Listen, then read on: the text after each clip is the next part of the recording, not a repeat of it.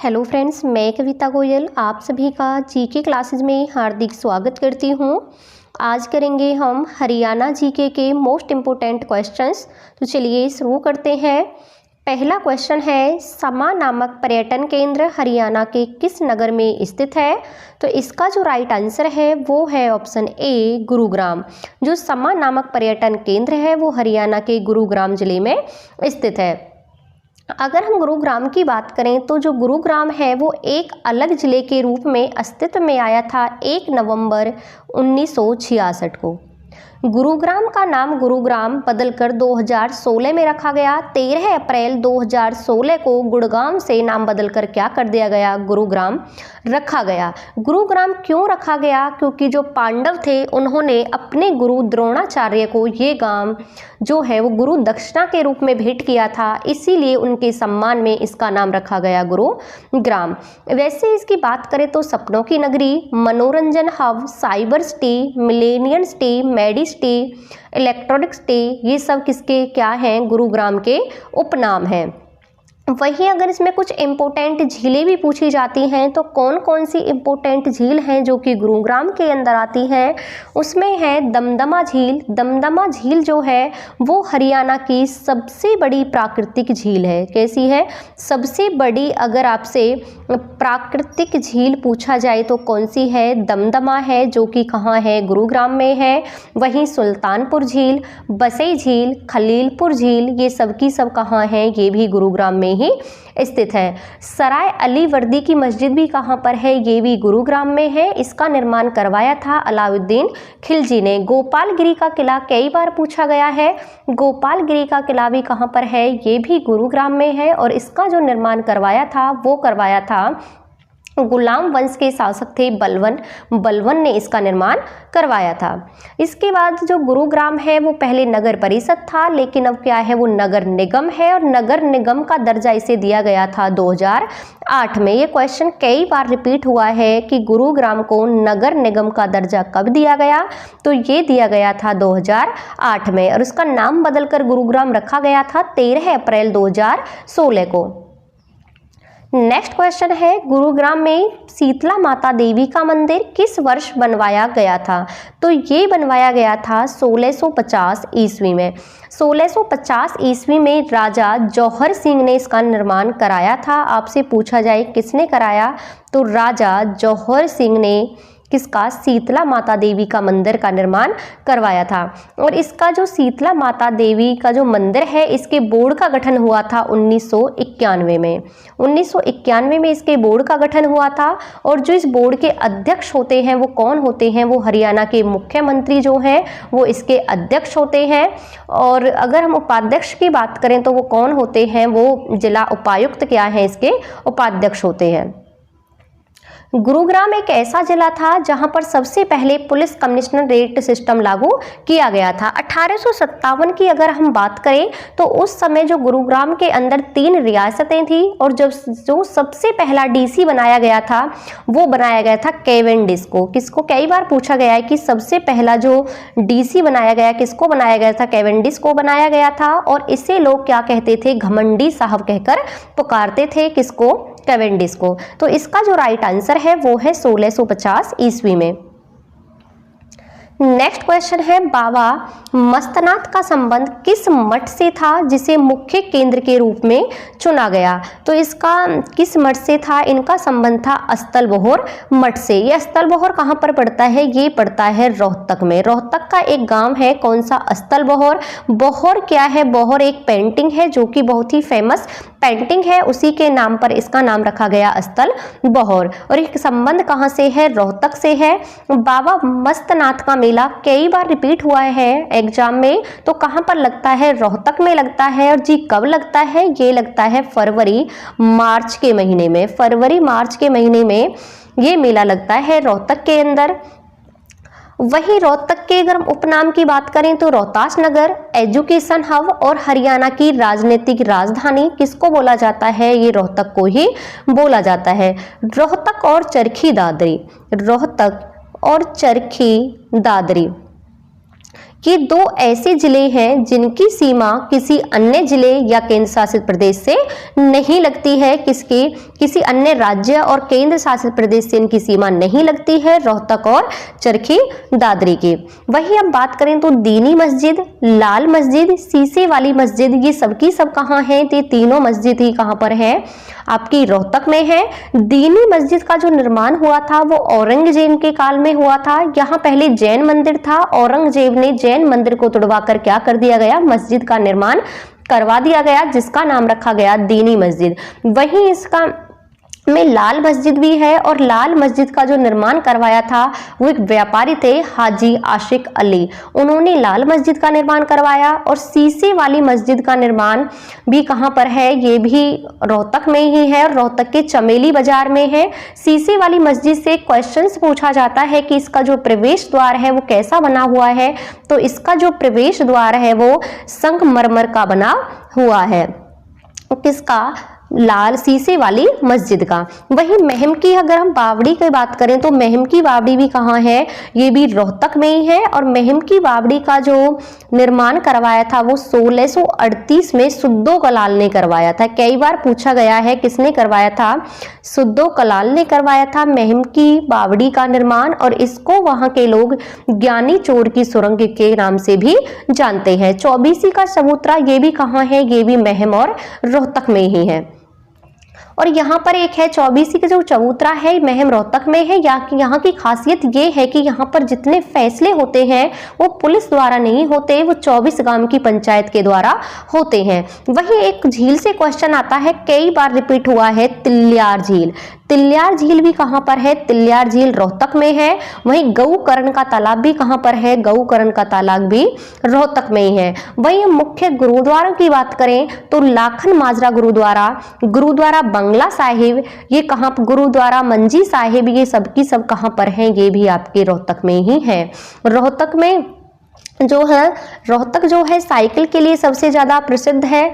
और इस पे हम बात करें तो हरियाणा का पहला जो आकाशवाणी केंद्र था वो भी 8 मई 1976 को सबसे पहले रोहतक में ही स्थापित किया गया था। तो इस क्वेश्चन का राइट आंसर होगा option A, अस्तल Bahaur. Next question है, हरियाणा में सिटी फॉरेस्ट कहाँ विकसित किया जा रहा है? किया गया है तो ये किया गया है मुरथल सोनीपत में। मुरथल सोनीपत में ये सिटी फॉरेस्ट क्या है? विकसित किया गया है। वहीं अगर हम सोनीपत की बात करें तो जो सोनीपत है वो अलग जिला बना था 22 दिसंबर 1972 को। 22 दिसंबर 1972 को एक अलग जिला बना था। इसके एक महीने बाद 23 जनवरी 1973 को कुरुक्षेत्र जिला क्या है? अस्तित्व में आया था। इसके अगर हम उपनामों की बात करें तो इसको कहा जाता है सोनप्रस्थ, सोने का शहर, cycle city, education city. Rohtak को कहा जाता है एजुकेशन हब, वहीं पर इसको सोनीपत को कहा जाता है एजुकेशन सिटी। यहीं पर क्या है? ये उन 5 गांवों में से है जो महाभारत के टाइम में युधिष्ठिर ने दुर्योधन से मांगे थे। उन 5 गांवों में कौन सा गांव भी आता था? सोनीपत भी आता था। सोनीपत अपनी मशरूम की फसल के लिए क्या है? बहुत ज्यादा प्रसिद्ध है।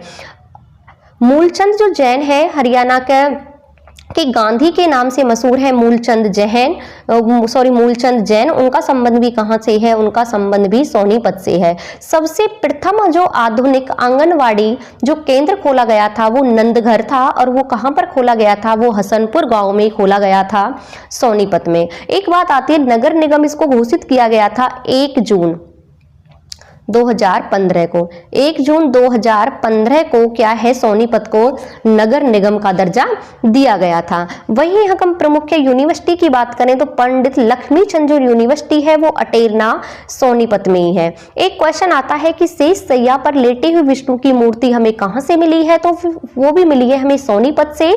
सोनीपत में गांव पड़ता है जिसका नाम है फिजिलपुर।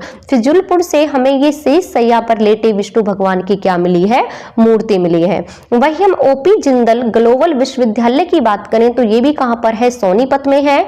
मोतीलाल नेहरू खेलकूद स्कूल भी कहां पर है? ये भी आपका ये भी कहाँ पर पड़ेगा आपका, ये भी सोनीपत में ही पड़ेगा। गोहाना की जलेबियां पूरे हरियाणा में प्रसिद्ध है और गोहाना कहाँ पर है, ये भी आपका सोनीपत में है। वहीं जिन्हें हरियाणा का कालिदास कहते हैं, हरियाणा का कालिदास कहते हैं दीपचंद बहमन को, और उनका संबंध भी कहाँ से है, सोनीपत से है। हरियाणा का शिरोमणि कहते हैं मांगे राम को, और उनका संबंध भी कहाँ से है, हरियाणा के सोनीपत से है। एक आता है पंडित लक्ष्मीचंद, जिनको हरियाणा का शेक्सपियर और तानसेन या फिर सूर्य कवि कहा जाता है, उनका संबंध भी कहां से है, सोनीपत से ही है। वहीं पर एक प्रसिद्ध सांगी थे जिनका नाम था बाजे भगत, बाजे भगत का संबंध भी कहां से है, ये भी आपका सोनीपत से ही रहेगा। एक सतकुंभा का मेला कई बार पूछा गया है, तो सतकुंभा का जो मेला है वो भी कहां पर लगता है, सोनीपत के खेड़ी गुर्जर गांव में लगता है। आपसे पूछा जाए सतकुंभा मेला कई बार रिपीट हुआ है, सतकुंभा का मेला, तो ये भी कहां पर लगता है आपका, ये भी लगेगा सोनीपत के खेड़ी गुर्जर गांव में। रक्षाबंधन का मेला भी सोनीपत में श्रावण की पूर्णमासी को लगता है।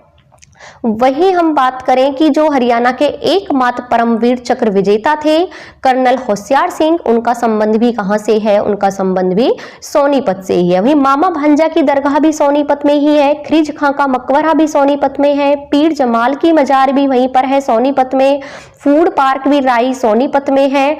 तो ये थे सोनीपत से कुछ इंपोर्टेंट फैक्ट। नेक्स्ट क्वेश्चन देखते हैं, हरियाणा की पहली परमाणु ऊर्जा परियोजना कहां पर स्थित की गई है। जो हरियाणा की पहली परमाणु परियोजना स्थापित की गई वो की गई है आपकी गोरखपुर में, और गोरखपुर साहब कहां पर है, ये है आपका फतेहाबाद में, फतेहाबाद में है गोरखपुर। और इसकी जो ये परमाणु परियोजना है इसका उद्घाटन किया गया था 13 जनवरी 2014 को, और उस टाइम जो देश के प्रधानमंत्री थे वो थे डॉक्टर मनमोहन सिंह, उन्होंने ही इसकी आधारशिला रखी थी। अगर हम इसकी उत्पादन क्षमता की बात करें तो इसकी जो उत्पादन क्षमता है वो कितनी है, ये है 2800 मेगावाट, 2800 मेगावाट इसकी उत्पादन क्षमता है। और इसकी 4 यूनिट लगाई गई हैं और एक यूनिट की क्षमता कितनी है, 700, तो 4 यूनिट की क्षमता कितनी हो गई, 2800। वहीं अगर हम और बात करें कि हरियाणा के अंदर कुछ विद्युत परियोजनाएं भी हैं, ये तो है परमाणु ऊर्जा परियोजना, ये कहाँ है, ये तो गोरखपुर में है, एकमात्र है हरियाणा की। वहीं पर विद्युत परियोजनाएं हैं, एक है राजीव गांधी तापीय विद्युत परियोजना। जो राजीव गांधी तापीय विद्युत परियोजना है ये हिसार के खेदड़ गांव में है, कई बार पूछी गई है, कहां पर है, हिसार के खेदड़ गांव में है राजीव गांधी तापीय विद्युत परियोजना।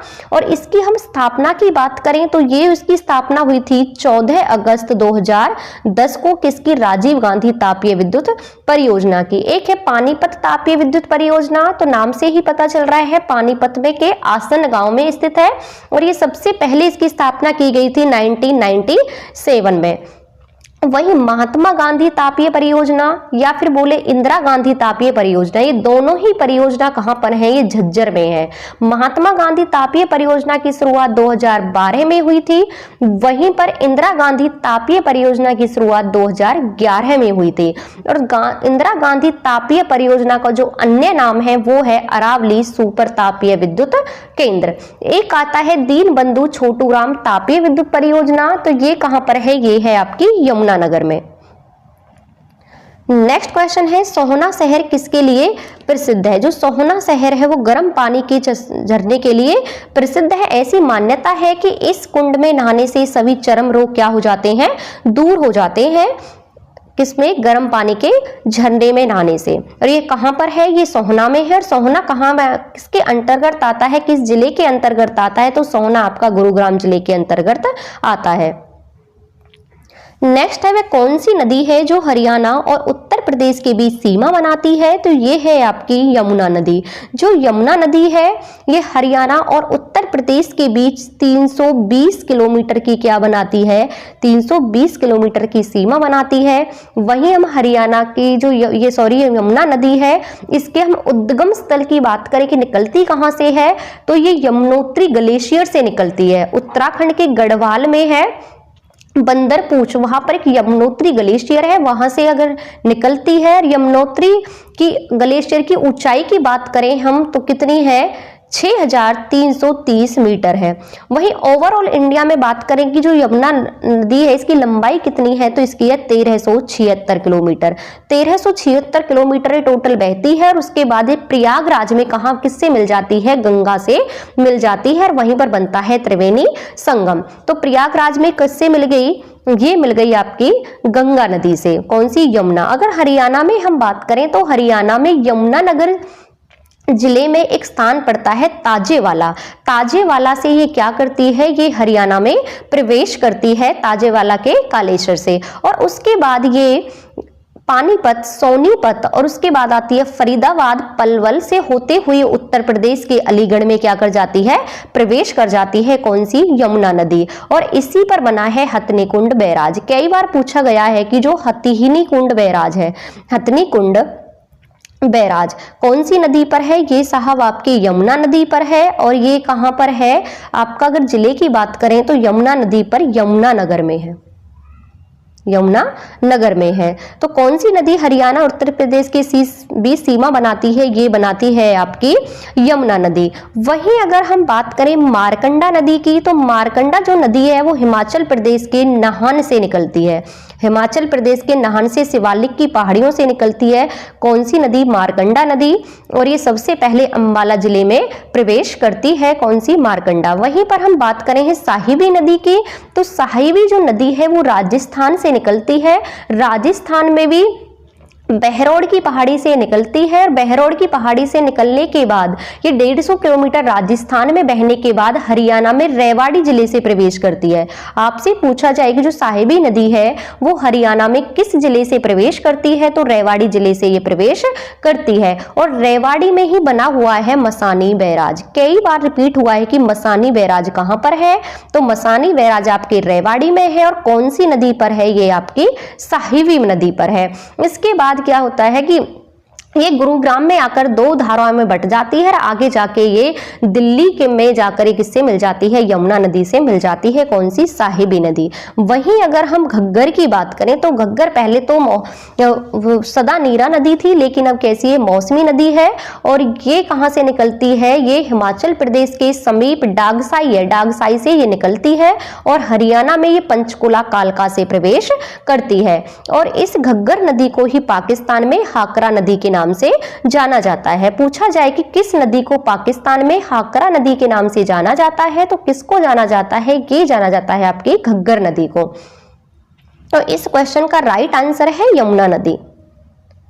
नेक्स्ट है हरियाणा का कौन सा शहर राष्ट्रीय राजधानी क्षेत्र का हिस्सा नहीं है, तो ये कौन सा नहीं है, ये साहब आपका हिसार नहीं है। बाकी गुरुग्राम, सोनीपत, फरीदाबाद ये एनसीआर के अंतर्गत आते हैं। हरियाणा के कुल 14 जिले हैं जो कि एनसीआर के अंदर आते हैं, इनमें से हिसार एनसीआर का हिस्सा नहीं है।